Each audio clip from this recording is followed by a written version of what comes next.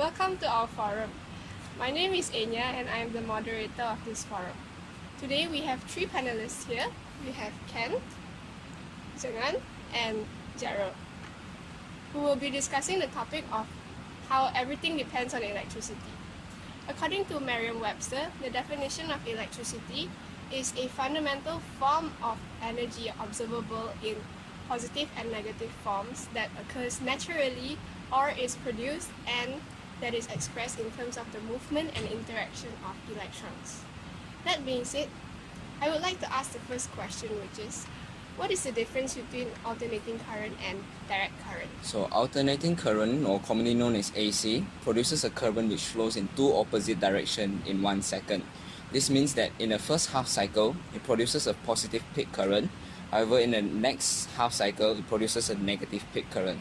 Meanwhile, DC produces a constant steady flow of current with a constant magnitude of current. So for AC, it is mainly used to transmit electricity over long distances as it reduces the power loss, while for DC, it is only able to transmit electricity for short distances because the wastage of electricity is high when using DC. How do we know when we are using DC and AC?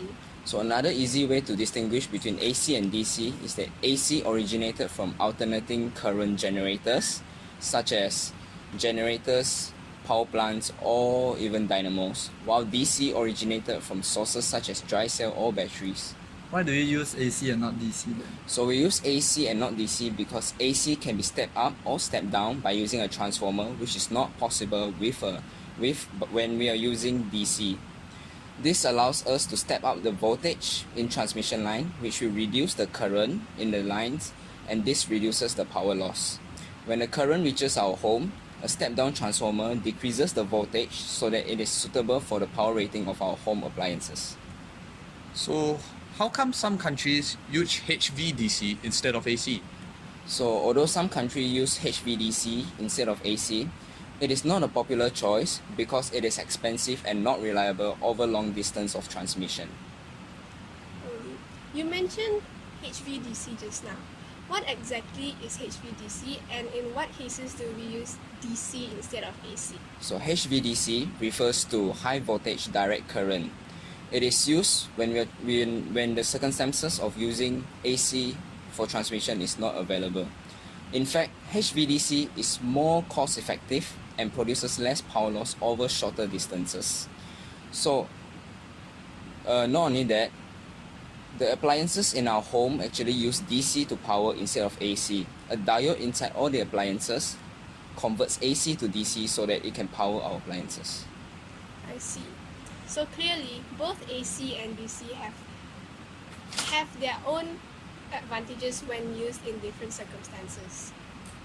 Moving on, how has electricity changed our daily lives? So, electricity is a very convenient way to transfer energy. It has adapted to huge and growing numbers of users. Electricity has made our lives safer and convenient, such as the use of light bulbs instead of fire to produce light. Electricity has made the creation of modern machinery, allowing industries to mass produce items efficiently and accurately. Furthermore, they reduce the cost and time needed to put a product on the shelf. The discovery of electricity also led to the creation of wireless communications, transportation systems, lasers, and computers. All of these have a big impact towards our daily lives. So sorry to interrupt you, Ken, but how has electricity impacted our lives? Has it done it for the better or for the worse? That is a tough question. Although our lives have become very convenient, everything comes with a cost. Since electricity is in high demand, we would have to produce more electricity by creating more generators. The construction of these generators caused the destruction of habitat to various life forms. They are also the main contributors towards global warming and heat pollution. But overall, I would say that the good outweighs the bad. I agree with you, Ken. The production of electricity has caused many environmental issues that we are concerned about. As long as we proceed with caution, we can keep the damage to a minimal while not compromising our current lifestyle. With that thought in mind, how can we produce electricity without damaging the environment? For now, solar energy is the best way to produce electricity without harming the environment. Under some circumstances, wind energy can be a lot more efficient, although they produce a lot of noise. Other alternatives include geothermal energy and biomass. In summary, from what you have discussed just now, we as humans need to be more wary on how we produce electricity and whether it is producing any external costs. Correct. On another note, what would human life be without electricity? As we all know, electricity plays an important role in our lives. Technologies which supply us with food, water, technology, communication, transport, all depend on technology to function. Without electricity, we will all be living in the dark, with no light during the night, and all means of communication and transportation will not be available. Life without electricity would be very difficult. Sorry for interrupting, but are you implying there will be no immediate threat to human life if there was no electricity? Not exactly.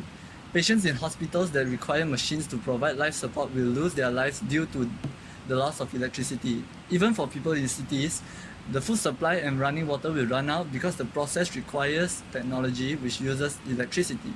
Soon the hungry and thirsty people will fight and riot over what little supply they have left. Will this lead to the extinction of mankind? No, it will not. Although our modern lives have become highly dependent on electricity, we have survived without it for thousands of years. So humans can continue to survive even if we were to go back to living without electricity. Yes, I agree with you, Zheng.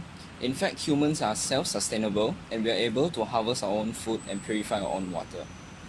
Then are we too dependent on electricity and the technologies they provide? Yes, we are. Some may say we have even become slaves to modern technologies. It is important for us to know how to use technology wisely, but still be able to live without it. So I'm assuming that you all have heard of smart grid. Yes. Yes. So what do you guys think of smart grid? So in my opinion, smart grid is the future. Smart grid refers to the two-way communication between our electrical appliances at home with the power stations. Smart grid better optimizes the present grid system so that we can reduce wastage of electricity and also to reduce the operating cost of these generators. Not only that, smart grid indirectly also reduce our monthly electricity bill as they only supply electricity to our houses when we really need it. I agree with you, Gerald. Smart grid will be very beneficial to us in the future. Smart grid also ensures that renewable power sources like wind farms, solar plants, and hydro stations can be integrated. Okay. Personally, I don't think that smart grid should be implemented yet, as we don't have the cyber security system sophisticated enough to support it. Implementing such a system means that we are making ourselves more vulnerable to attacks from hackers. If they were to successfully infiltrate the system, they would have remote control over the delivery of electricity. One of our most important resources would be at the mercy of a single button. But if we were to overcome this problem, the payoff would be huge. Okay, panelists, thank you for giving your ideas and opinions on this topic. You all seem very well versed in these topics, and that is the end of our panel. Thank you for watching. Thank Thank you. you.